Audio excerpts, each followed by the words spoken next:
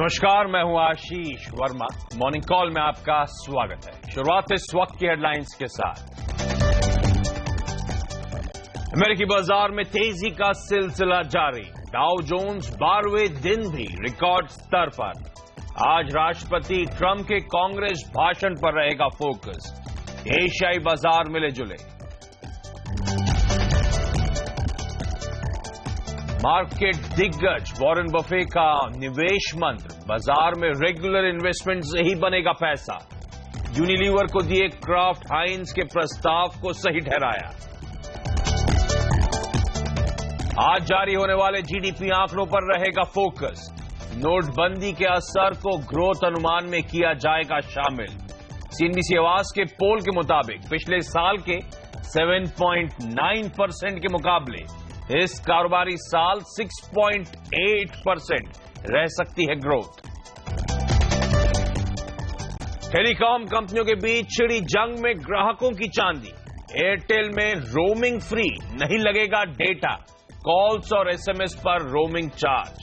भारी भरकम बिल से बचाने के लिए नए इंटरनेशनल रोमिंग पैक का भी हुआ ऐलान। थम सकती है टाटा और डोकोमो के बीच चल रही कानूनी लड़ाई। सूत्रों के मुताबिक दोनों ही पार्टियां कोर्ट के बाहर मामला सुलझाने को तैयार। Network 18 exclusive.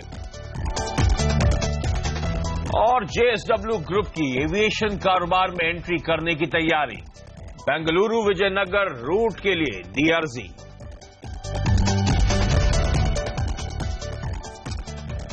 और आज मंगलवार है और आज यूएस प्रेसिडेंट डोनाल्ड ट्रंप साहब जॉइंट कांग्रेस सेशन को संबोधित करने वाले हैं। उस अहम स्पीच से पहले हमने देखा है एक रिलेटिव कामनेस, यानी कि एक बहुत सीमित दायरे में अक्रॉस मार्केट्स कामकाज होता हुआ। यूएस आपकी स्क्रीन पर आएगा। हालांकि डाउ लगातार 12वां दिन है जब नए कीर्तिमान स्थापित करता हुआ, लेकिन एकदम फ्लैट क्लोजिंग यूएस मार्केट्स में, मिलीजुली क्लोजिंग यूरोप में देखने को मिली है। एसजीएक्स निफ्टी आपकी स्क्रीन पर आएगा, एकदम फ्लैट ओपनिंग के इंडिकेशंस आते हुए 1 पॉइंट की कमजोरी के साथ इस समय कामकाज होता हुआ। ऐसे में सीएनबीसी आवाज के मार्केट से डेटा एनालिस्ट सिंघवी का मानना है कि भारतीय बाजारों में निफ्टी में एक ट्रेडिंग रेंज होगी, एक दायरा होगा। ये दायरा क्या है? 8850 से 8950। कल से ये दायरा नीचे स्लिप हुआ है। कल आपको याद होगा अनिल हाईलाइट कर रहे थे 8900 से 9000 की रेंज, और आज नीचे की तरफ ये रेंज खिसकती हुई।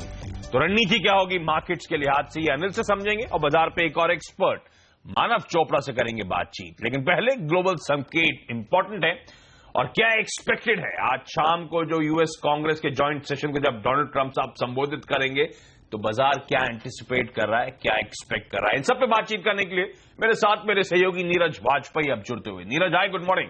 Good morning. क्या बाजार मान रहा है? ट्रंप साहब आज क्या बोल सकते हैं, क्या बाजार सुनना चाहता है, और ग्लोबल मार्केट्स का रिएक्शन कल कैसा था इस वेट एंड वॉच मोड में?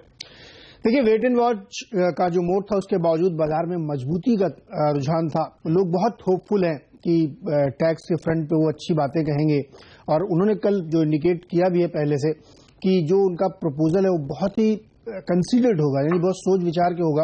उसमें ऐसा कोई प्रपोजल नहीं होगा जो बाद में बदलना पड़े, वापस लेना पड़े। और टैक्स के दिशा में जो बड़े कदम उन्होंने ऐलान किए थे उसके बारे में एक पुख्ता ब्लूप्रिंट आपको कल जरूर सुनने को मिलेगा। उससे एक मोटा मोटा साफ अंदाजा लग जाएगा कि क्या होने वाला है। इस बीच एक खबर ये आई कि विल्बर रॉस को उन्होंने कॉमर्स सेक्रेटरी बना दिया ट्रंप एडमिनिस्ट्रेशन ने, और उसको सीनेट से अप्रूवल मिल गई। ये एक बहुत पॉजिटिव खबर है कि एक जाने माने इन्वेस्टर को अपने एडमिनिस्ट्रेशन में उन्होंने चेक इन कराया, तो ये भी एक पॉजिटिव खबर उसके लिए है। तो आज की जो स्पीच उनकी होगी वो इसी संदर्भ में देखी जाएगी कि उनके एडमिनिस्ट्रेशन का कंस्टिट्यूट कैसा बना है जो अब तक उन्होंने अपॉइंटमेंट्स किए हैं, और साथ ही उनकी आगे की फर्दर पॉलिसी क्या है। उन्होंने एक बात और सुनना चाहेगा मार्केट, उन्होंने कहा है ओबामा केयर से बेटर एक हेल्थ पॉलिसी वो पेश करेंगे, उसको भी बाजार पसंद कर सकता है। शायद यही वजह थी कि कल मार्केट में बहुत तेजी नहीं थी, लेकिन मजबूती के साथ लोग खड़े हुए थे और अभी भी होपफुल हैं कि ये आगे भी अच्छी कदम उठाए जाएंगे। तो कुल मिला के संकेत बेहतर हैं। बस वो 15 मार्च वाला जो नजदीक समय आ रहा है फेड वाला, उसको लेकर के आप थोड़ा कंसर्न हो सकते हैं, क्योंकि डॉलर का मूवमेंट उसी पे डिपेंड करेगा। ओके, तो आज सबकी वो भाषण पे, वो स्पीच का इंतजार है जो आज भारतीय समय अनुसार देर शाम डोनाल्ड ट्रंप साहब देने वाले हैं। जैसे नीरज भी हाईलाइट कर रहे थे, टैक्स रिफॉर्म्स, सेक्टर्स के डीरेगुलेशन, ओबामा केयर को रिपील करना, ये सब कुछ अहम मुद्दे हैं जिनके बारे में बाजार कुछ सुनना चाहेगा, कुछ क्लैरिटी चाहेगा। तो बाजार की नजर वहां पे रहने वाली है। जहां तक भारतीय बाजारों की बात है, आपको याद होगा हफ्ते की कल जो शुरुआत हुई वो एक कमजोर नोट पे, हालांकि दिन भर एक फ्लैट, एक सीमित दायरे में कामकाज हो रहा था आपकी स्क्रीन पर, और फाइनली आखिरी 1-1.5 घंटे में मुनाफा वसूली का दबाव आया। सिमिलरली जैसे कि हमने इससे पहले के सेशन गुरुवार को आता हुआ देखा था, आखिरी आधे घंटे में प्रेशर आया था, कल आखिरी 1-1.5 घंटे में मुनाफा वसूली देखने को मिली, और फाइनली आधे % के दबाव के साथ हमने निफ्टी को क्लोज होते हुए देखा 8900 के नीचे स्लिप होकर कल हम 8897 के लेवल्स के आसपास जाके क्लोज हुए। बैंक निफ्टी 1.25% के आसपास का दबाव था उस पॉकेट में। वो तो कल रिलायंस इंडस्ट्रीज अगर सपोर्टिव नहीं होता, कल फिर से एक आउट परफॉर्मेंस नहीं देखने को मिलती, तो प्रेशर कहीं ज्यादा होता। मिड कैप, स्मॉल कैप्स हरे निशान में जरूर बंद हुए, लेकिन ऊपरी स्तरों से वो पॉकेट भी काफी हद तक ठंडी पड़ी है। अच्छा, सीएनबीसी आवाज के मार्केट एडिटर अनिल सिंह भी अब मेरे साथ जोड़े। अनिल जी, एक तो कल से जो दायरा है वो नीचे की तरफ शिफ्ट हो रहा है, कोई चिंता की बात? और दूसरा मैं देख रहा था एफआईआई ने 150 करोड़ रुपए के आसपास की बिकवाली करी। अच्छा, वायदा में 450 करोड़ रुपए के आसपास की बाइंग है, और वो लार्जली जो बाइंग हुई है इंडेक्स ऑप्शंस में हुई है। तो क्या आप सब अपने आप को हेज करने की तैयारी कर रहे हैं? थोड़ा से लेवल्स को लेकर कंसर्न्स हैं क्या? गुड मॉर्निंग आशीष। थोड़ा सा बाजार रुकने के संकेत दे रहा है कि 9000 के लेवल को पार करने की जल्दबाजी में नहीं है। वो अहम लेवल है मनोवैज्ञानिक स्तर के लिहाज से भी, और दूसरा पोजीशंस के लिहाज से भी। पिछली सीरीज में भी, इस सीरीज में भी हाईएस्ट ओपन इंटरेस्ट कॉल्स में वहां पर बनाए, तो ये रहेगा 8950 9000 की रेंज में जब जब पहुंचेंगे तो वहां थोड़ी प्रॉफिट बुकिंग आएगी, क्योंकि डेटा ऐसे पॉजिटिव हैं खरीदारी के घरेलू फंड के, लेकिन उतने मजबूत नहीं कि 9000 को पार कर सके। उसके लिए कुछ अच्छी खबरों की जरूरत है। दूसरी बात ये, कल 8900 के आसपास क्लोज हुए तो थोड़ा सा यूं कह सकते हैं कि हल्की सी कमजोरी आई, लेकिन कोई खास चिंता वाली बात अभी भी नहीं है। तो आज के लिए मुझे लगता है कि 8850 8950 ट्रेडिंग रेंज रह सकती है। दूसरी बात यह कि जब तक 8800 के ऊपर बंद हो रहे हैं तब तक तो पोजिशनल ट्रेडर्स को घबराने की जरूरत नहीं, उनके लिए तेजी का ही रुझान है। और तब तक 8800 के नीचे बंद होने के बाद ही ये समझेंगे कि बाजार ने एक बार की टॉप बना दिया। जब तक वो नहीं होता तब तक डरने की जरूरत नहीं। तो इसलिए आज मैंने खरीदारी या बिकवाली की कोई राय दी नहीं है। करना ये चाहिए कि 8900 के आसपास इंतजार करें, वहीं खुलना चाहिए। उसके बाद 8950 के आसपास पहले पहुंचे तो वहां पर बिकवाली करें, 8850 के पास पहले पहुंचे तो खरीदारी करें। हो सकता है निफ्टी का आज ट्रेड ना मिले, छोटे रेंज में बड़े सीमित दायरे में कारोबार होता हुआ दिखे। बैंक निफ्टी में भी 20,500 20,900 ये ट्रेडिंग रेंज नजर आ रही है। तो शायद आज स्टॉक स्पेसिफिकेशन पर ज्यादा फोकस करना पड़ेगा। इंडेक्स में बड़ा मूव दिख नहीं रहा, इस रेंज की जिस तरफ आए एक कॉन्ट्रा कॉल लें। ओके, तो 8850 से 8950 के बीच का दायरा है। इस दायरे में कामकाज होगा, लाइकली है कि हम 8900 के आसपास ओपन करें, यानी कि इस रेंज के मिड पॉइंट पे। तो यहां से अगर ऊपर उछलता है 8950 के आसपास तो बिकवाली करने के मौके होंगे, और नीचे स्लिप होता है 8850 के आसपास, वहां पे शायद खरीदारी करने के मौके हो, पर शायद इतना मूवमेंट दे ना बाजार। तो निफ्टी में शायद आज ट्रेड से बेहतर हो कि आप स्टॉक स्पेसिफिक एक्शन पे फोकस बनाए। चलिए फिर निफ्टी पे एक और एक्सपर्ट को जोड़ते हैं अपने साथ, मोनार्क नेटवर्थ कैपिटल के मानव चोपड़ा। मानव भाई, आपकी चार्ट की रीडिंग क्या कहती है? आज आपकी रिकमेंडेशन क्या है निफ्टी को लेकर?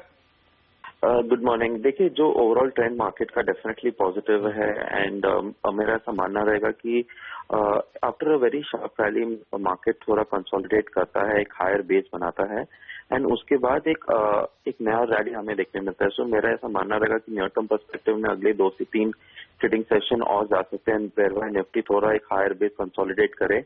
8850 का एक बहुत इंपॉर्टेंट सपोर्ट रहेगा, एंड जब तक निफ्टी 8850 के ऊपर सस्टेन रहता है, मेरे हिसाब से शॉर्ट टर्म ट्रेंड इंटैक्ट रहेगा, and once if it is sustain, वहां से हम एक नया अपसाइड न्यू हाई बनाता हुआ देख सकते हैं। तो मेरा स्ट्रैटेजी है डेफिनेटली बाय करने की सलाह रहेगी। 8850 का स्टॉप लॉस रहेगा। जो अपसाइड टारगेट हम देख रहे हैं करीब 9100 का रहेगा। एटलीस्ट 1 वीक का ये ट्रेड है, सो उसको थोड़ा मीडियम टर्म पर्सपेक्टिव में होल्ड किया जाए। अच्छा, तो इस समय पॉज है, इस समय कंसोलिडेशन मोड में है अभी भी, लेकिन खरीदारी करने के मौके हैं।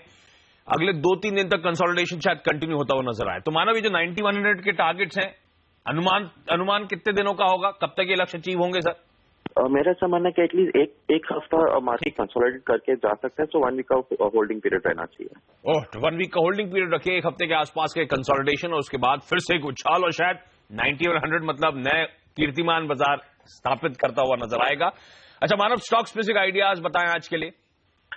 मेरा फर्स्ट बाय कॉल है ग्रैन्यूल्स पे। अगर हम चार्ट पे भी देखें तो कल ये स्टॉक ने बहुत अच्छे सपोर्ट लेवल से बहुत रिवर्सल फॉर्मेशन दिया था, वॉल्यूम्स के साथ ब्रेकआउट दिया था on the 60 minute chart, and कहीं ना कहीं 128 पे एक बहुत स्ट्रॉन्ग सपोर्ट बनता हुआ दिख रहा है। सो रिस्क टू रेशियो के हिसाब से 127 का स्टॉप लॉस इस स्टॉक में लगाया जा सकता है। अपसाइड जो टारगेट है 140 का रहेगा।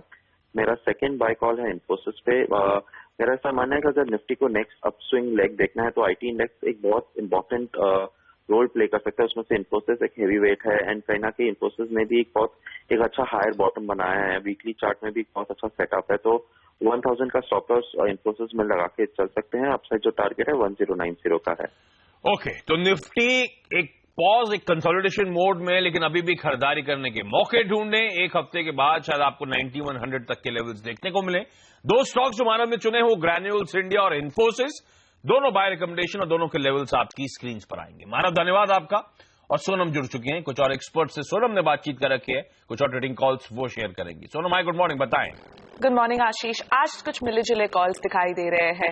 सबसे पहला कॉल है केआर चौकसी सिक्योरिटीज के हेमंत कपाड़िया का, जिन्होंने इंडोकाउंट इंडस्ट्रीज को खरीदने की सलाह दी है। लक्ष्य 169 का रहेगा, स्टॉप लॉस 161 रुपए 50 पैसे का लगाइए। दूसरा कॉल है बोनांजा पोर्टफोलियो लिमिटेड के पुनीत किंद्रा का, जिन्होंने कैनरा बैंक को बेचने की सलाह दी है। लक्ष्य 283 और 281 का, स्टॉप लॉस लगाइए 295 रुपए 50 पैसे पे। और तीसरा कॉल है प्रभुदास लीलाधर की वैशाली पारिक का, जिन्होंने जेट एयरवेज को खरीदने की सलाह दी है। 460 का लक्ष्य रहेगा और 435 का स्टॉप लॉस लगाइए। ओके, तो इकलौता एक सेल रेको है वो है कैनरा बैंक को लेकर, जिसे बेचने की सलाह है। अदरवाइज जो चारों ट्रेडिंग आइडियाज आए, जो ब्रोकरेजेस के टॉप पिक्स हैं, वो बाय रिकमेंडेशंस हैं।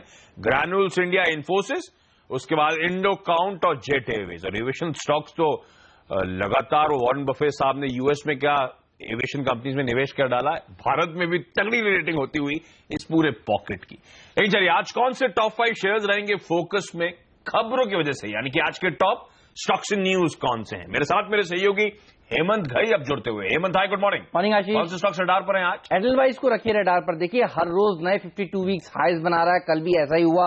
और कल मार्केट बंद होने के बाद यहां पर खबरें आई हैं कि एडलवाइज अपने कमोडिटी कारोबार को बेचना चाहता है, वहां से बाहर होना चाहता है और उसके बाद बैंकिंग लाइसेंस के लिए अप्लाई करना चाहता है। आपको याद होगा NSE स्कैम के बाद कुछ बड़े रेगुलेटर्स का ये कहना था कि कमोडिटी से जुड़ी हुई कारोबार करने वाली कंपनियों को बैंक लाइसेंसेस नहीं दिए जाने चाहिए, और एडलवाइज दरअसल इसी दिशा में काम करता हुआ आगे बढ़ता हुआ। देखना होगा किस भाव पर, किस वैल्यूएशंस पर ये अपने कमोडिटी कारोबार से निकल पाता है। हाल ही में सिंगापुर में अपनी एक सब्सिडरी यूनिट भी इन्होंने क्लोज करी है। तो धीरे धीरे देखिए कमोडिटी सेगमेंट से बाहर निकलता हुआ। आइडिया पर नजर रखिए। देखिए प्रोविडेंस, जिन्होंने 2006 में 15% हिस्सेदारी आइडिया में खरीदी थी और धीरे धीरे करके वो हिस्सेदारी बेच रहे हैं, अब आज हो सकता है कि 3.5% हिस्सेदारी बिक जाए। 106 रुपए 50 पैसे से 114 रुपए 55 पैसे के बीच में ये ब्लॉक डील्स होती हुई दिख सकती हैं। और अगर आप देखें 106 रुपए 5 पैसे, जो कि इस ब्लॉक का लोअर प्राइस बैंड है, उससे 7% डिस्काउंट, ये 7% डिस्काउंट पर है कल के क्लोजिंग मार्केट प्राइस से। तो यहां पर शेयर दबाव के साथ खुलेगा। लेकिन आशीष, इंटरेस्टिंग होगा कि इसको खरीदता कौन है। क्यों? क्योंकि वोडाफोन और आइडिया के विलय की खबरों के बाद एक अच्छी रैली देखी जा चुकी है। तो देखना होगा क्या वोडाफोन की कोई आर्म इसको खरीदती है या फिर कोई और प्राइवेट इक्विटी कंपनी आके यहां पर हिस्सेदारी खरीदती है। तो ये इंटरेस्टिंग होगा कि बायर्स कौन है। आइडिया के शेयर पर आज नजर रहने वाली है। ट्रांसफॉर्मर्स और रेक्टिफायर्स पर रखिए नजर। 153 करोड़ रुपीस के ऑर्डर्स इनके हाथ लगे हैं, तो छोटे ऑर्डर्स पर बड़ी उछाल दिखाता है ये स्टॉक। आज यहां पर नजर रखिएगा। और एक और छोटी कंपनी मनाली पेट्रो, इस पर भी नजर रखिए। देखिए director general of anti dumping duties ने ये रिकमेंड कर दिया है कि एंटी डंपिंग ड्यूटी लगाई जाए कुछ केमिकल्स पर जो फोम बनाने के काम काज करती है, और ये केमिकल्स मनाली पेट्रो दरअसल देश में बनाती है। तो यहां पर एक अच्छी तेजी देखने को मिल सकती है। जनरली इस तरह के रिकमेंडेशंस के बाद वित्त मंत्रालय एक नोटिफिकेशन जारी करता है, तो जांच हो चुकी है, बस अब औपचारिकता आनी बाकी है। यहां पर अच्छी रैली बनेगी। साथ ही वरुण बेवरेजेस पर रखिए नजर। करीब करीब 300 करोड़ रुपए इस कंपनी ने जुटाए हैं एनसीडीज के जरिए। ओके, अनिल ने हाईलाइट किया था कि आज स्टॉक स्पेसिफिक एक्शन का दिन है, तो तमाम ट्रेडिंग आइडियाज और अब हेमंत जो लेकर आए हैं खबरों वाले स्टॉक्स, इन सबको अपने रडार पर रखें। शायद यहां पर बेहतर ट्रेड के आपको मौके होंगे। आइडिया में जहां पे प्रोविडेंस स्टेक सेल कर रहा है, बुरी खबर। बाकी तमाम स्टॉक्स जो हेमंत ने हाईलाइट करें आज शायद एक पॉजिटिव रिएक्शन होगा, इसलिए वो आपकी स्क्रीन पे थम्स अप आता हुआ। तो एक्शन वाले शेयर हमने आपको बताया, और अब आपको दिग्गज निवेशक वॉरेन बफेट का निवेश मंत्र भी बताते हैं। बफेट का कहना है कि बाजार में नियमित रूप से निवेश करते रहना चाहिए, तभी पैसा बन पाएगा। नुकसान के डर से निवेश नहीं करना बड़ी भूल है। सुनिए। If there's a game that's very good to be in for the rest of your life, the idea to stay out of it because you think you know when to enter it is a terrible mistake. I don't know anybody that can time markets over the years. A lot of people thought they can. But if you were buying a farm and you decided that farms are going to be worth more money 10 or 20 or 30 years from now and that would be a productive asset, you'd go out and buy it unless it was just at some absurd price. And the best thing with stocks actually is to buy them consistently over time. You want to spread the risk as far as the specific companies you're in by owning a diversified group, and you diversify over time. तो Warren Buffett साहब कहते हुए कि मैंने आज तक किसी को नहीं देखा जो वाकई बाजार को टाइम कर सके, यानी कि लॉस में खरीदे ऊपर बेच दे, ऊपर बेचे नीचे खरीद ले, ऐसा होता नहीं है। कोई टाइम नहीं कर सकता। तो आपको नियमित रूप से निवेश, यानी कि जिसे हम कहते हैं SIP, सिस्टमैटिक इन्वेस्टमेंट प्लान, नियमित रूप से निवेश करें तो आपकी बाइंग कॉस्ट एवरेज आउट होती हुई नजर आएगी और आपको भरपूर फायदा स्टॉक मार्केट में मिलेगा।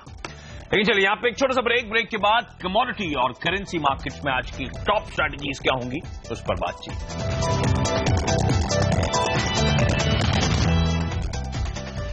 ब्रेक के बाद आपका स्वागत है और अब बात करते हैं कमोडिटी और करेंसी स्पेस की।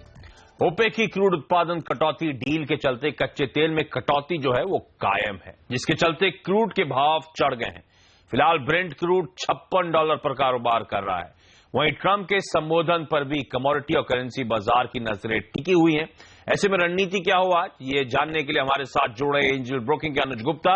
अनुज जी हाय, गुड मॉर्निंग। कहां बनेगा कमोडिटीज करेंसी मार्केट में पैसा, क्या स्ट्रैटेजीज होंगी sir? Good morning Ashish ji. Crude अगर देखें तो $54 के ऊपर कंटिन्यूस स्टे है और साथ में देखें तो फंडामेंटल फैक्टर भी काफी सपोर्टिव है और हमने लास्ट वीक भी काफी पॉजिटिव क्लोजिंग देखी थी क्रूड की। मुझे लगता है कि क्रूड के अंदर आज भी और इवन पूरे हफ्ते मुझे लगता है कि तेजी का माहौल रहेगा। ऊपर करीबन $56 से लेकर $57 तक लेवल देखने को मिल सकते हैं। इंट्राडे के मुझे लगता है कि बाय करके चल सकते हैं। ऊपर टारगेट करीबन 3700 तक देखने को मिल सकते हैं। ओके, तो क्रूड में खरीदारी करने की सलाह और इनफैक्ट एंजल ब्रोकिंग की बाकी की स्ट्रैटेजीज भी आपकी स्क्रीन पर आएंगी। ना सिर्फ क्रूड बाय की रिकमेंडेशन बल्कि सोने में भी खरीदारी करके चलें 29,800 के टारगेट्स के लिए और रुपया भी बाय करें, यानी कि रुपया आज ट्रेड में कमजोर होगा। 6720 तक के टारगेट्स के लिए 6690 पर यह ट्रेड इनिशिएट करें। अनुज जी धन्यवाद आपका। और यहां पे एक छोटा सा ब्रेक के बाद आज का इवेंट्स कैलेंडर और एक क्विक मार्केट चेक।